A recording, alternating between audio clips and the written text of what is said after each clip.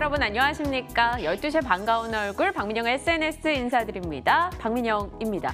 와, 시장 정말 징글징글하네요. 외국인이 어제 5천억 이상 매도하더니 오늘장에도 또 매도하면서 5거래 연속해서 코스피가 밀려나고 있습니다. 코스닥의 낙폭도 오늘 상당히 커지면서 시장 참가자들의 불안을 더욱더 키우고 있는 상황이죠. 미국을 필두로 유럽이나 아시아 주요국 금리가 올라가는 움직임이 나타나자 2차 파동에 대한 우려감이 번져나가고 있고요. 오전에 장 출발 직전 삼성전자가 나름 좋은 실적을 내놨음에도 불구하고 오늘 전체적인 증시 분위기에 살짝 묻히는 기분이 듭니다.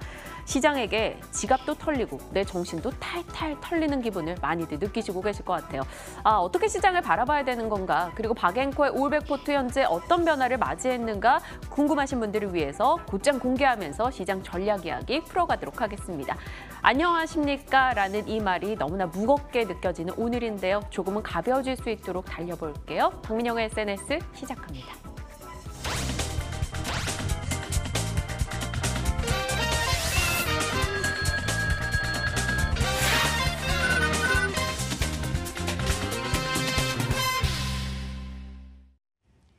힘들다고 포기하면 아마추어. 하지만 힘듦에도 어려움에도 불구하고 해낸다면 프로가 될 수 있겠죠. 프로가 되게 하는 도전은 계속됩니다. 박앵커의 올백입니다.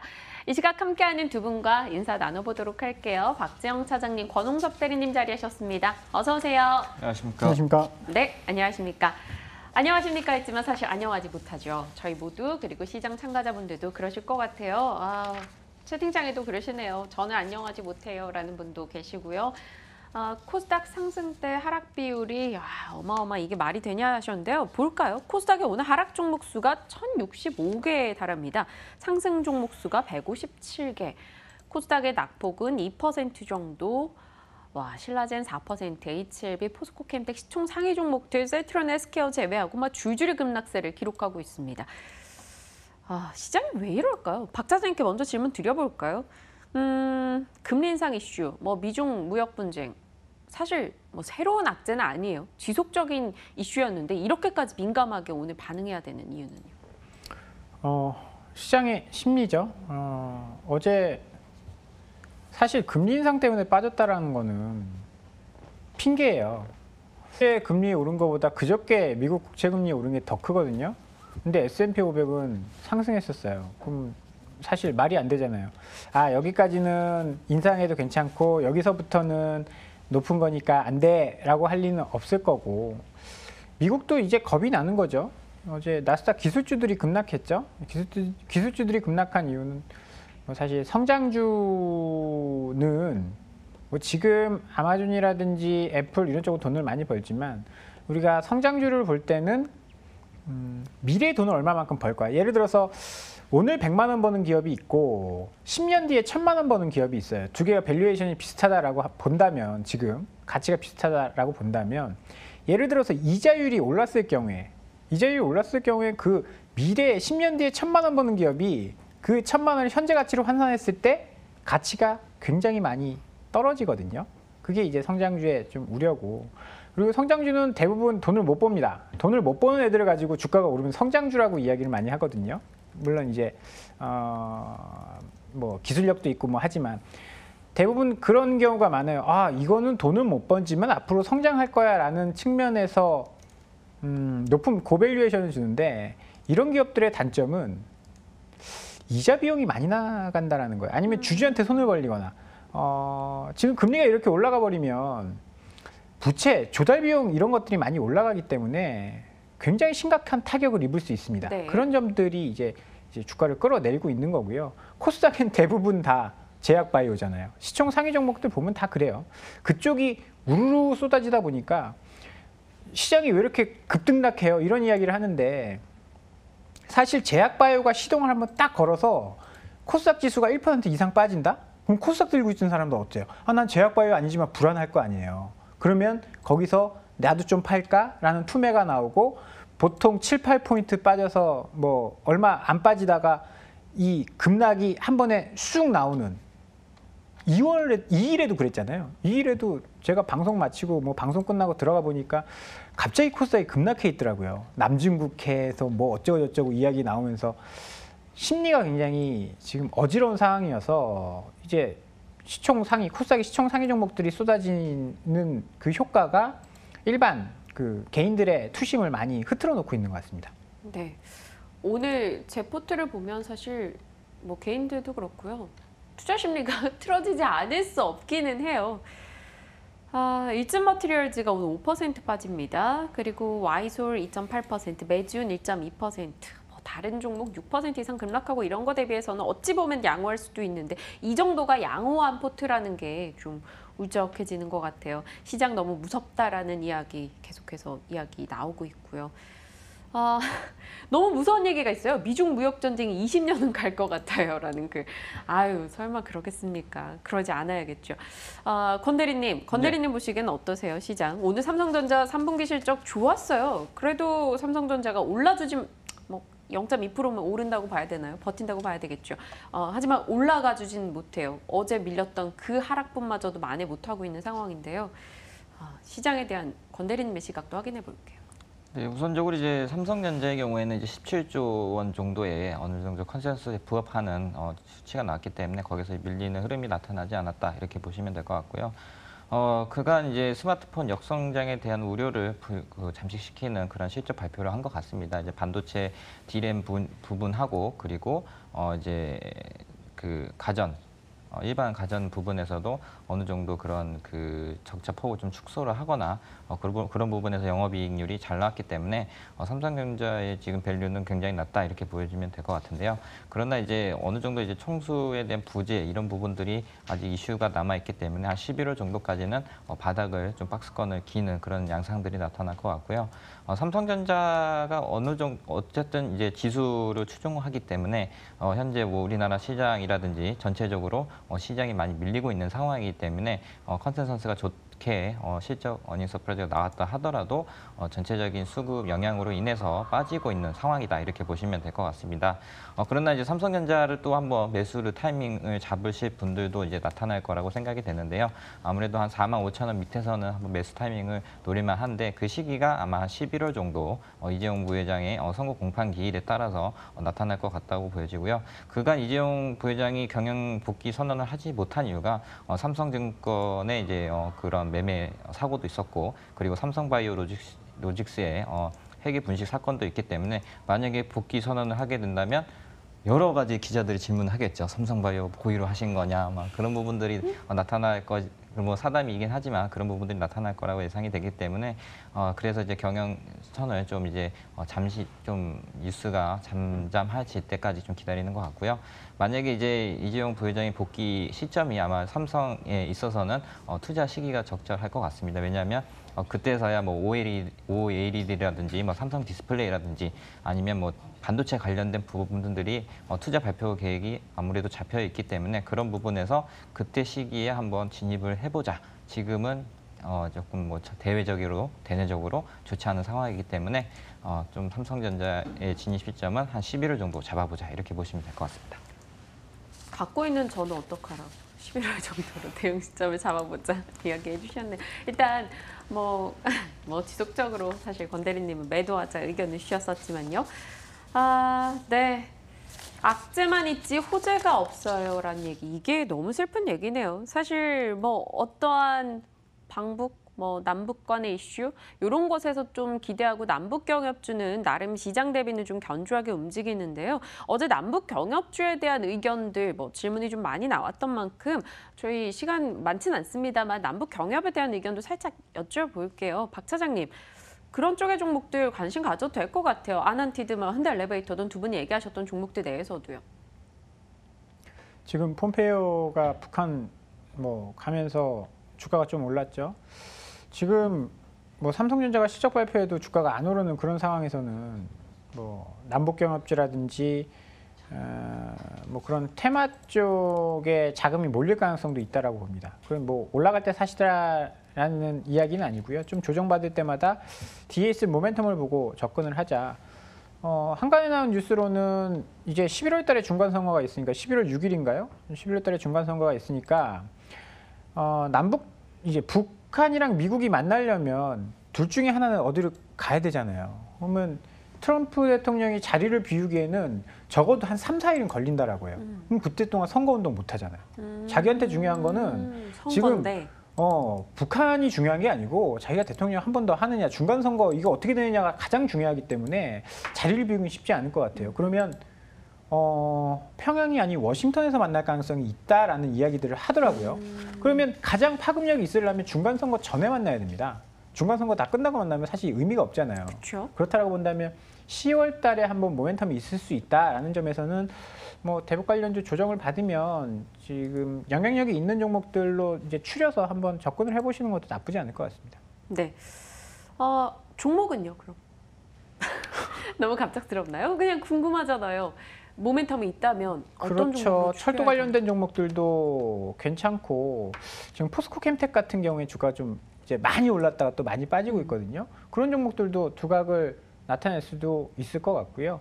뭐 아난티라든지 이런 건설주들도 저는 좋게 보고 있습니다. 그래서 그런 섹터 내에서 뭐 지하자원, 그다음에 철도, 그다음에 리조트 이런 쪽, 건설 쪽 이렇게 세 가지의 섹터로 나눠서 접근해 보시는 게 좋을 것 같습니다. 네. 권 대리님께도 여쭤볼까요? 남북경협주 내에서 관심 두고 계신 종목? 네, 역시나 뭐 현대 LA 하고요. 그리고 한미 글로벌, EM 코리아 이 정도 한 세 종목 정도를 압축을 할 수가 있겠습니다. 일단 뭐 가장 이제 크게 빠른 시일 내에 가시화될 수 있는 부분이 뭐 도로와 그리고 명승지, 뭐 그리고 관광 이런 쪽에서 가장 빠른 가시화에 대한 사업 전략이 나올 것 같은데요. 뭐 도로 같은 경우에는 EM 코리아 같은 경우에 이제 터널을 뚫는 그런 기계를 우리나라 3대 정도 보유를 하고 있기 때문에 산간 지역이 많은 북한 입장에서는 도로 확충 시에는 필수 요소로 작용할 것 같고요. 한미 글로벌의 경우에는 이제 미국의 김정은 국방위원장이 어떤 식으로 건설에 대해서 요청을 할지 모르겠지만 과거에 뭐 카지노 건설이라든지 아니면 뭐 SOC 사업이라든지 그런 부분에서 어느 정도 이제 복구에 대한 요구가 있을 것으로 예상이 되기 때문에 거기에서 이제 한미 글로벌 같은 경우에는 과거에 다른 나라들이나 제 지역의 그런 부분에서 솔루션에 대해서 그런 부분에서 해결을 해줬던 전력이 있기 때문에 최근에도 미국 유명 건설업체와 MOU를 체결하는 등 북한과 관련된 사업에서 가장 큰 수혜가 나타날 거라고 예상이 되고 있고요.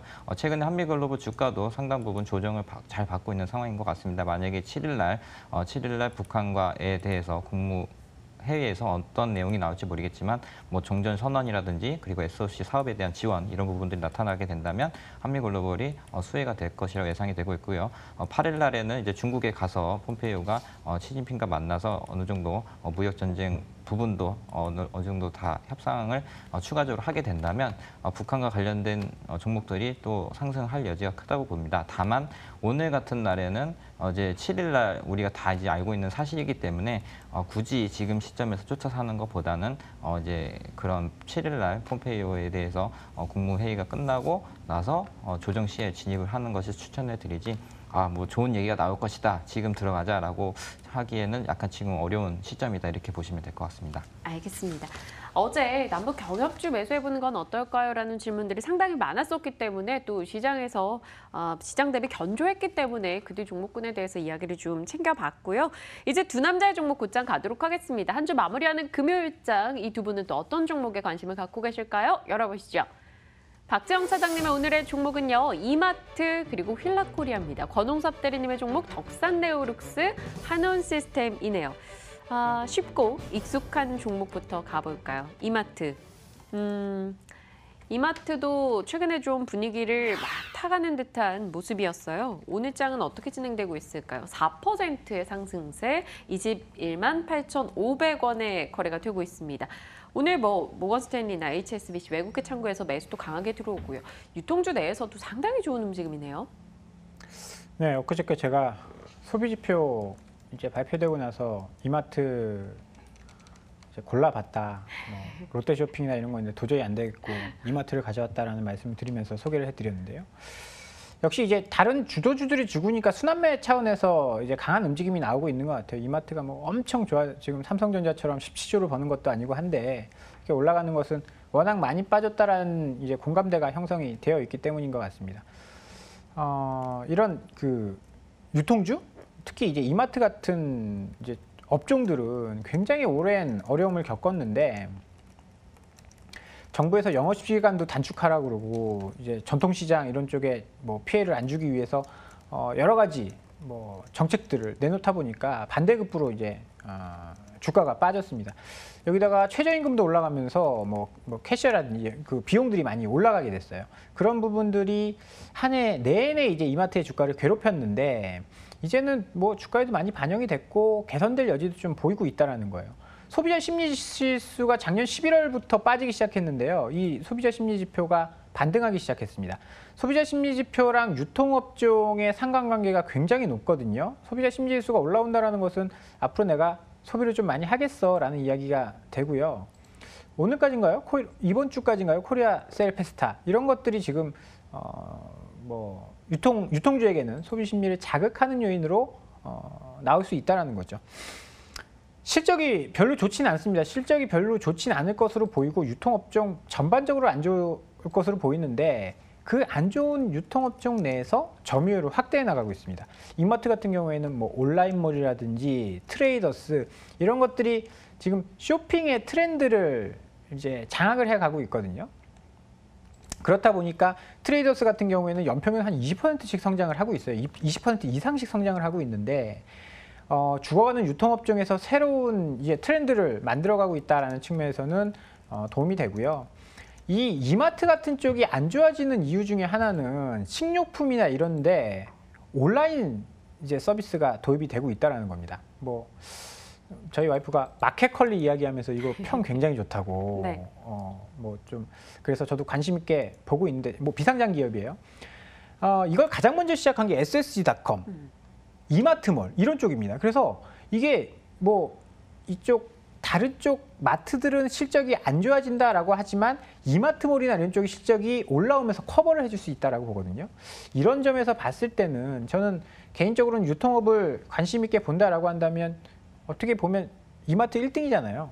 우리가 롯데마트나 홈플러스보다 이마트를 더 자주 가니까 그런 쪽에 좀 관심 있게 볼 필요가 있을 것 같고요. 추세가 사실 굉장히 어려운 상황이었는데 추세대 상단을 돌파를 하고 61선을 지금 돌파를 했어요. 강하게. 그러면 턴어라운드의 가능성이 조금씩 높아지고 있다라는 측면에서 봤을 때 조금 있으면 소비 시즌도 다가오고 있죠. 관심 있게 봐도 좋을 것 같습니다. 기관 측에서 5일 연속해서 사주고 있고요. 10월 1일에 박 차장님께서 이야기하셨어요. 그때 당시에 그 전 거래일에 5%, 또 그 전 거래일에 4% 올라서 좀 단시간 너무 올랐어요 라고 생각하고 그때 패스했었죠. 그런데 그 뒤로도 잘 가네요. 지금 21만 8,500원에 거래되고 있습니다. 이마트, 사실 저는 습배송이 그렇게 이렇게 빵 뜰 줄 몰랐어요. 왜냐면 음식 사고 뭐 이런 것 보고 사야지 되지 않을까? 이렇게 생각했는데 의외로 집에서 그걸 오전에 시켜서 오후에 받겠다는 아기 엄마들 같은 경우는 너무 잘 쓰고 있더라고요, 습배송. 일단 그 당시에 그런 쪽의 경쟁이 굉장히 좋았고 마케팅이 좀 잘 됐 공효진 씨랑 네, 그 당시에 공유랑 로켓 배송? 로켓 배송이라고 해서 엄마들 사이에 엄청난 그 호응을 얻었었던 맞아요. 이 쿠팡맨이 있었고 거기에 맞춰서 SSG.com이 슥이라는 저는 저게 뭔가 했는데 그 마케팅이 통했던 거죠. 그래서 그런 부분들이 흐름을 잘 타고 올라왔다라고 생각을 하고요. 제가 봤을 때는 이제 정윤진 부회장이 그런 쪽에는 약간 뭔가 선구자적인 기질이 있는 것 같아요. 뭐 일렉트로마트죠? 남자들이 쇼핑하기 좋게 만든. 네. 저 그거 저쪽에 영등포에 오픈하자마자 한번 가봤는데 저는 그런 생각을 했어요. 재밌어요. 저는 처음에 그런 생각을 했어요. 그때 소비 경기가 굉장히 안 좋을 때였는데 이 사람이 역시 자기가 금수저다 보니까 상황 파악을 못한다. 그렇게 생각을 했죠. 굉장히 비싼 제품들이 많아요. 맞아요. 피규어도 뭐 1,000만 원짜리가 있고 진열되어 있고 남자들이 좋아하는 것들이 다 있긴 한데 사람 사진 찍어서 그렇죠. 그대로 만들어주는 것도 있잖아요. 그런 것도 있어요. 네. 그래서 이 지금 상황 파악을 못하고 있구나. 왜냐하면 그때 당시에 유통업체들은 대부분 다 가성비를 따졌어요. 그래서 시외곽으로 나가고 점포 효율을 따지고 했었는데 지금 정윤진 부회장은 그런 것들을 통해서 문화적인 컬처를 만들어가고 있었거든요. 그러다 보니까 그 스타필드 이쪽에 그 모객이 엄청 잘 된 거거든요. 그래서 다른 쪽은 다 죽어가고 있는데 신세계만 계속 성장을 하고 있는 거죠. 그런 점들에 대해서 좀 약간 선구자적인 기질이 있는 것 같아요. 그런 것 같습니다. 이마트. 네. 궁금해지네요. 앞으로 이마트의 행보가 어떻게 될지. 그리고 안 산 게 좀 후회되지만 일단은 네, 이마트 접수했습니다. 다음 종목 곧장 가볼까요? 권홍수 대리님의 종목 중에 하나 덕산 네오룩스 먼저 할게요. 네, 네. 사실 하던 시스템이 좀 더 궁금했는데 그래도 제가 맨날 권 대리님 거 순서 바꿔가지고 네, 뭐 괜찮습니다. 뭐 항상 대응을 하고 있기 때문에 일단 덕산 네오룩스는 이제 우리가 흔히 알고 있는 OLED 소재를 생산해서 납품하는 업체인데요. 최근에 주가가 계속적으로 부진했던 이유는 아무래도 2017년 11월에 아이폰 X 향에 대해서 매출이 어느 정도 기대감이 있었지만 부진에 따라서 주가도 같이 부진을 했었습니다.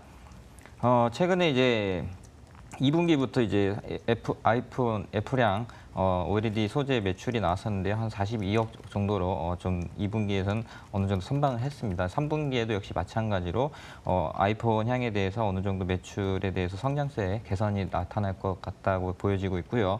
갤럭시 노트 9의 출시에 따라서 거기에 대해서도 일부 이제 수혜가 나타날 수 있기 때문에 영업이익 전망치를 한 60억 정도로 보고 있습니다. 다만 이제 최근에 주가 흐름들이 굉장히 나쁘게 나왔던 것은 아이폰이 보수적으로 출하를 결정하면서인데요.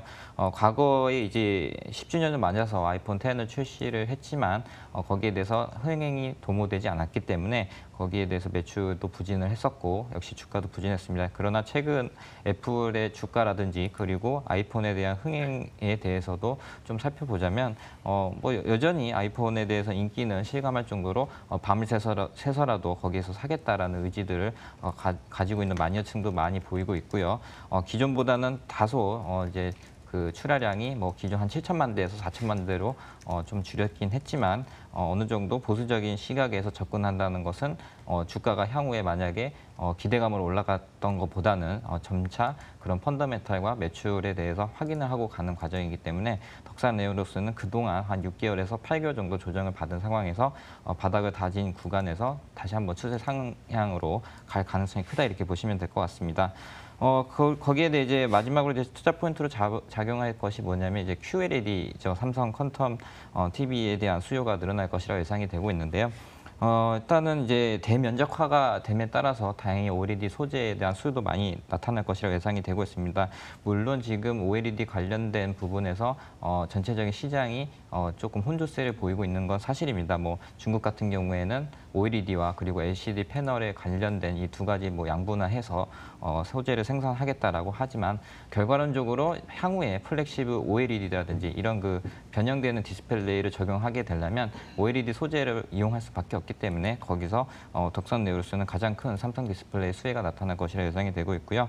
역시 삼성 그 퀀텀 TV죠. 여기서도 대면적화가 되고 그리고 차세대 OLED TV로서는 신제품에 대한 수요가 나타날 것으로 예상이 되기 때문에 동사의 수혜가 가장 크다 이렇게 보시면 될 것 같습니다. 아마 삼성 디스플레이도 역시 마찬가지로 11월, 12월 아니면 늦어도 내년 상반기 1월에는 그런 삼성 디스플레이 공장 증설에 관한 이슈가 나올 것이라고 예상이 되고 있습니다. 따라서 만약에 증설이 이뤄진다면 당연히 생산량이 늘어나고 그리고 덕산 네오룩스의 소재 납품도 가능할 것이라고 예상이 되기 때문에 관심 있게 봐야 된다 이렇게 보시면 될 것 같고요. 가격적인 전략 말씀드리자면은 현재 지금 15,000원대 구간에서 계속적으로 흐름들이 나타나고 있습니다. 이제 단기적으로는 이제 60에서는 목표로 해서 19,100원 정도 가격 라인을 잡고 매매를 하시면 될 것 같고요. 그리고 그 밑으로는 14,500원 정도 밑에 지지 라인이 있지만 요즘 같은 변동성 장세가 예상이 되기 때문에 14,500원, 14,700원 정도에서는 깔끔하게 손절을 하시고 다시 보는 전략이 필요해 보입니다. 목표 주가 19,100원대, 순절라인 14,500원 잡아주셨어요. 매출 구성이 OLED 재료가 100%입니다. 덕산 네오룩스. 9월 달부터 흐름은 좋지 않았어요. 오늘장 1.3% 정도 올라가면서 대리님 말씀대로라면 조금의 반등 기회를 저희가 모색해 볼 수 있을 것 같다는 생각도 드는데요. 아이폰, 그리고 스마트폰, OLED 폰, 스마트폰 자체에 대한 관심도가 옛날 같지 않아요. 뭐 신규 폰으로 바꾸고 싶다라는 생각도 저만 해도 사실 1년에 한 번씩 핸드폰을 바꿀 정도로 관심 많았었거든요. 근데 이제는 안 바꾸고 싶더라고요. 근데 주변도 그렇고. 근데 이런 것들 반영했을 때 과거만큼 아이폰향 모멘텀이 긍정적인 힘이 돼줄까라는 의심은 들거든요. 네, 일단 우선적으로 이제 교체 시기가 과거에 1년 내지 6개월이었다면 현재는 2년 내지 3년으로 바뀌었습니다. 아무래도 이제 스마트폰이 다 고스펙 사양화가 됐고 더 이상 어떤 그 새로운 패러다임을 가지고 있는 신제품이 출시되지 않았기 때문에 교체에 대한 수요가 적어졌기 때문인데요. 그래도 지난 그 작년보다는 이번에는 아이폰에 대한 교체 시기가 2년 정도 도래했기 때문에 거기에 대해서 상당 부분 수혜가 나타날 것이라고 예상이 되고 있습니다. 또한 기대감이 하나 투자 포인트로 있다고 보여지는데요. 바로 이제 플렉시브 OLED죠. 만약에 이제 한 12월 정도에 하웨이라든지 삼성전자가 그런 휘어지는 스마트폰이라든지 아니면 디스플레이를 출시하게 될 경우에는 그런 그 개화되는 기대감으로서 올라갈 수 있는 부분이 있기 때문에 그런 부분에서 투자 포인트를 잡고 접근하시면 될 것 같습니다. 알겠습니다. 덕산 네오룩스 이야기 들어봤고요. 다음 종목 가기 전에 채팅창 보고 좀 깜짝 놀랐습니다. 오늘 나라 망한 줄요. 아직 안 망했나요? 바닥에서 접기 억울하네요. 이러다 망하겠어요. 어제 전쟁 난 줄 알았는데. 많은 분들이 같은 심정이신 것 같아요. 정말 지수 하락하고 내려가는 종목 개수 보면 오늘 정말 나라에 무슨 큰일이 있나 이런 생각이 들 정도입니다. 애석하네요. 그래도 우리는 우리 할 일을 해야겠죠. 박 차장님이 이어지는 종목 하겠습니다. 휠라코리아. 휠라코리아 지속적으로 저희에게 말씀 주셨던 종목이고요. 뭐 흐름은 정말 남부럽지 않은 올해 보내고 있는 종목입니다. 오늘은 남들과 함께 미끄러지네요. 4% 이상 하락으로 진행되면서 요 며칠 분위기가 좋지 않아요. 휠라코리아 괜찮다고 보시는 이유 다시 한번 짚을까요? 네. 제가 추석 연휴 동안 이제 뉴스를 보면서 타이거 우즈 뭐 우승하는 장면 그걸 보면서 야 그러면 휠라코리아가 올라가겠다라고 네, 생각을 했다라고 말씀을 드렸는데요. 미국 같은 경우에 소비 심리가 굉장히 좋아요. 소비 시즌이 도래하기도 하고 경기도 좋고 이번에 아마 지금 시장에서도 걱정하고 있는 게 금리가 더 올라갈 수 있을 만한 이유는요. 아마 오늘이죠. 오늘 미국 시간은 그러니까 현지 시간으로 내일 새벽이 될 텐데 미국의 고용 지표가 또 나옵니다. 고용 지표가 잘 나올 가능성이 굉장히 높아요. ADP 민간 고용도 지금 20만 명 넘어섰고요. 네. 그런 것들이 보면 사람들이 고용 잘 되고 돈 많이 벌면 뭐 하겠어요? 쓸 거 아니에요. 그러면 이번에 타이거 우즈가 지금 우승을 했어요. 우승하면 저 뒤에 저 화면에 나오는데 갤러리 보이시나요? 정말 어마어마한 갤러리가 구름대처럼 몰렸어요. 미국의 골프 산업이 사실 지금 내리막길을 걷고 있었거든요. 타이거 우즈라고 하면 마이클 조단, 타이거 우즈 정말 미국에서 전 세계에서 어마어마한 스타인데 이 사람이 망가졌다가 다시 상승하면서 골프 산업 자체가 커질 수 있다는 거죠. 그렇게 되면 지금 캘러웨이, 아큐시네트 미국 시장에서 타이거 우즈가 우승하자마자 주가가 많이 올랐거든요. 그럼 아큐시네트가 휠라코리아에서 매출에서 차지하는 비중이 한 60% 정도 돼요. 그리고 지금 좀 걱정하고 있는 게 작년부터 아큐시네트가 실적이 굉장히 좋아져서 이번에는 실적 향상이 굉장히 크게 나오긴 어렵겠다라는 생각을 사실 했습니다. 왜냐하면 실적이 뭐 삼성전자처럼 매년 100%씩 오를 수 없잖아요. 어느 정도 오르면 소비는 한계가 있으니까. 그런데 골프 인구가 저렇게 확 늘어난다라고 한다면 기저효과가 생각보다 뭐 이번에 실적이 조금 더 하반기 더 좋아질 수 있겠다라는 생각을 하게 된 거고요. 뭐 사실 의류주들 최근에 주목을 좀 받고 있어요.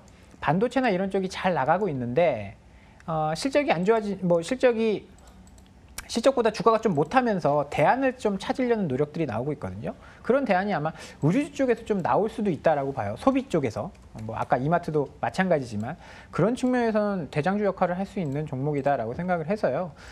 대장주가 조정을 길게 받으면 저는 안 좋다라고 생각을 하고 이 정도 조정이면 어느 정도 적당한 조정이다라고 판단을 해서 다시 한번 소개를 드려보도록 하겠습니다. 의복주 내에서 물론 성격이 좀 다르지만 그간 많은 종목들 얘기해 주셨잖아요. 영업무역, 휠라코리아, FNF, 배럴 여러 가지 종목들 속에서도 만약에 섬유의복에서 저희가 한 종목을 사야 된다면 휠라코리아로 정하시는 겁니까? 지금? 아직 살아있는 게 그것뿐이 없네요. FNF는 최근에 좀 주가가 많이 떨어졌고 실적에 비해서는 주가가 굉장히 싼데 최근에 오른 것을 좀 많이 걱정을 하고 있는 것 같아요. F&F 같은 경우에는.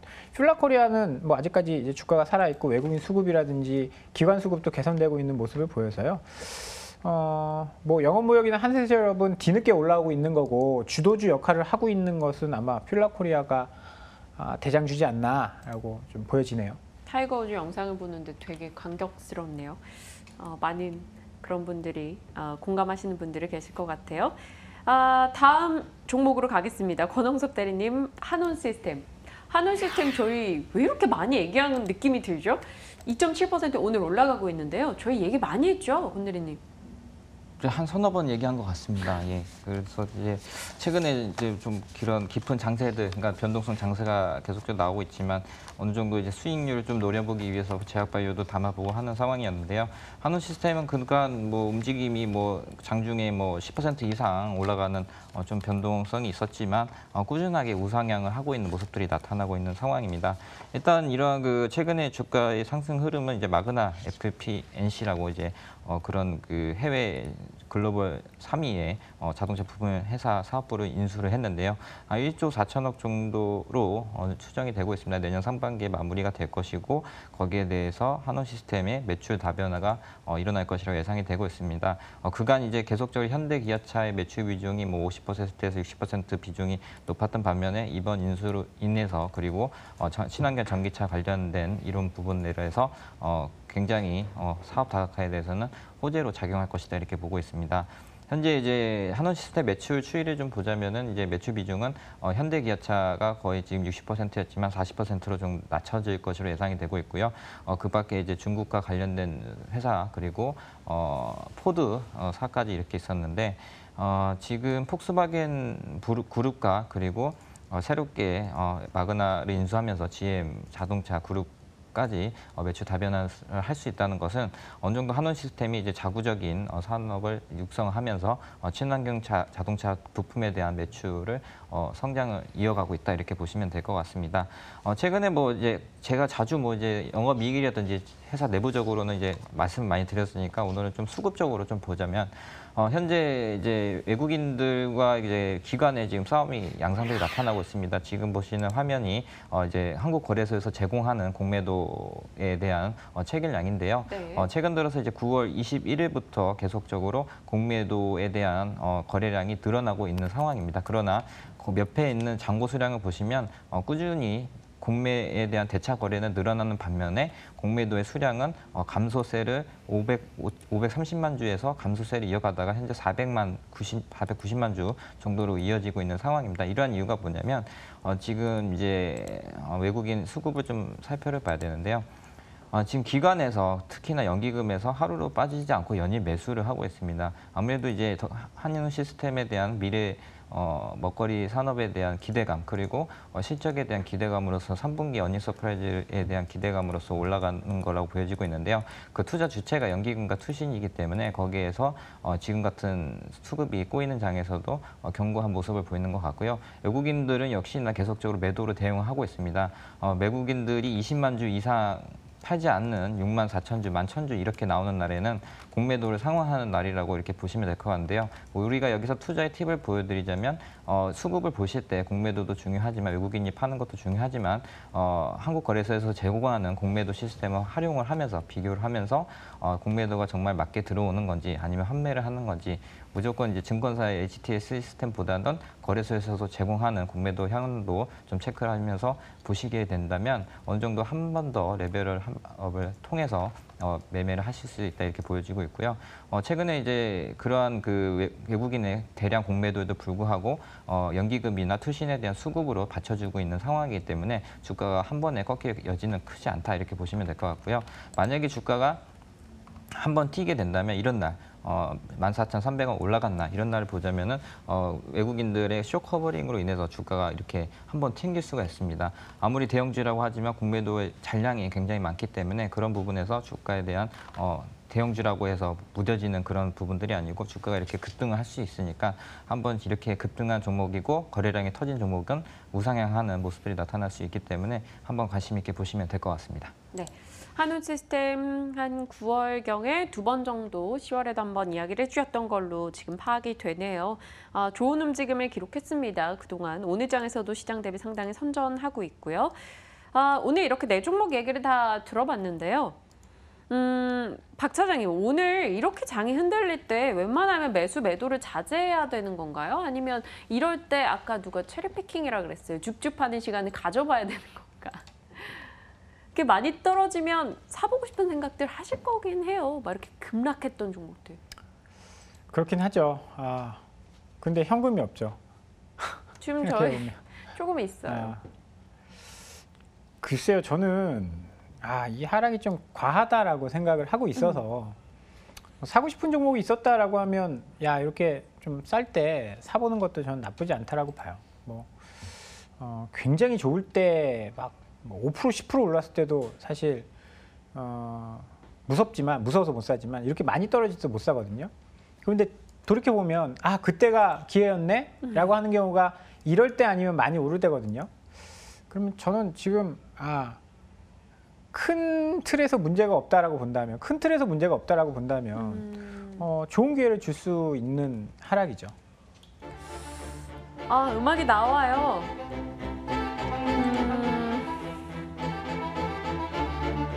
고민스러워요. 권대리님. 네. 권대리님 어떻게 하실 거예요? 권대리님 포트라면? 금요일 날 보통 아무것도 안 하시지 않습니까? 아니요, 그러지 않아요. 한 번 저희 샀던 적도 있었고 팔았던 적도 있었고. 네, 이례적으로 한번. 그렇죠. 이례적인 일이었지만 언제나 예외는 있을 수 있으니까. 네, 저는 사실 이제 우리나라 시장이 아직까지는 견조하다고 생각이 되고 있는 상황에서 지금 많이 하락한 종목들 한번 편입을 해보는 것도 나쁘지 않다고 보여지는데요. 앵커님이 이거는 한번 사보고 싶다는 종목도 한번 얘기를 해주시면 그거를 한번 사보는 것도 나쁘지 않을 것 같습니다. 두 분이 일전에 같은 날 얘기해 주셨던 고려아연 같은 경우는요?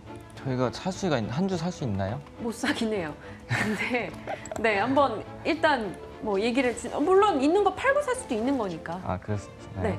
저는 사실 고려아연 같은 경우에는 바닥권에서 올라오고 있는 상황이고, 그리고 최근 들어서 재련 수수료와 관련된 부분이 올라가고 있는 상황이기 때문에 차트상으로서도 우상향을 하고 있고, 그리고 어느 정도 중대형 종목이기 때문에 안정권에서 조금 변동성 시장에 대비해서 이런 종목은 하나의 대안으로 될 수 있다 보기 때문에 담아보는 것도 나쁘지 않을 것 같습니다. 고려아연. 그리고 하나 또 어제도 말씀드렸던 거긴 하죠. 지금 돈이 조금은 남아 있잖아요, 현금이. 박 차장님, 이걸 삼성전자를 산다면요? 박 차장님은 큰 틀에 문제가 없고 시장이 괜찮아질 것이다 생각을 하신다면 시장이 올라가면 결국 삼성전자도 올라갈 거란 말이에요. 비중이 너무 많지 않나요, 지금? 삼성전자 비중이 35%. 네. 많은 부분을 좀 차지하고 있는데 처음에 살 때도 비중이 조금 많았어요. 처음에 맞아요. 할 때도 과감하게 했죠. 좀 과감하게 했는데 좀 과감하게 하니까 그 다음에 액션이 좀 어렵고, 여기서 만약에 주식시장에 확실한 게 어디 있겠어요. 여기서 만약에 조금 더 샀는데 과감하게 40% 이상을 담았는데 여기서 좀 미끄러진다. 그럼 어떻게 운신의 폭이 좀 많이 줄어들 수 있어서요. 삼성전자를 더 사는 건 사실 그렇게 바람직하지는 않은 것 같아요. 네.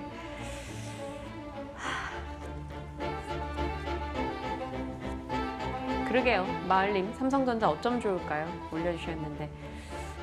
고민스럽습니다. 너무 빠지니까 팔기도 그렇고요. 그렇다고 뭘 사기에도 급락 종목들 좀 챙겨왔었어야 되나 이런 생각도 살짝 들고 아쉽기도 하네요.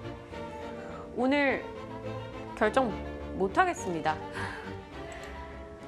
만약 한 20분, 30분 정도 시간이 있었다면 뭔가 생각나는 종목들을 쭉 나열해서 한번 두 분과 이야기를 나눠봤을 텐데 오늘 어려워요. 좀 쉬겠습니다. 주말 지나고 다음 주 또 중국장 열리는 것도 보면서 어떻게 좀 대응을 해봐야 될 것인가 고민을 해보도록 할게요. 금요일장이라서 안 사는 건 아니에요, 여러분. 제가 돈이 좀 부족해서 못 사는 것도 있고요. 좀 지켜보자라는 생각도 들고요. 아무것도 안 하니까 좀 침울해지는 것 같아요. 박 차장님 어떡할까요? 쇼핑을 해야죠. 쇼핑을 해야 마음이 편해지고 그런데 시장이 지금 웃을 수 있는 시장이 아니잖아요. 코스닥 지금 뭐 아주 박살나고 있고 오늘만 박살나는 게 아니고 어제도 그랬고 그제도 그랬고 10월 들어서 내내 그러니까 좀 침울할 수밖에 없는 것 같습니다. 밖에 비도 오고 이럴 때는 주말에 잘 쉬고 중국장 열리는 거 보고 그 다음에 심기일전에서 뭐 해보는 것도 좋을 것 같아요. 좋습니다. 뭐 감내하고 중국 증시 열리고 뭐 시장 또 계속 이렇다면 있는 거 다 팔고 또 새롭게 시작하는 것도 가능할 수 있겠죠. 권 대리님, 네. 뭐 잘한 것 같죠 오늘? 네, 뭐 오늘같이 세일하는 장에서 안 산다는 건 조금 아쉽는데요. 뭐 금요일이니까 하니까 예, 다음 주 시장을 보면서 접근을 하셔도 뭐 시간적으로 뭐 장은 맨날 열리니까요. 예, 그때 다시 한번 종목을 선별해서 가져오도록 하겠습니다.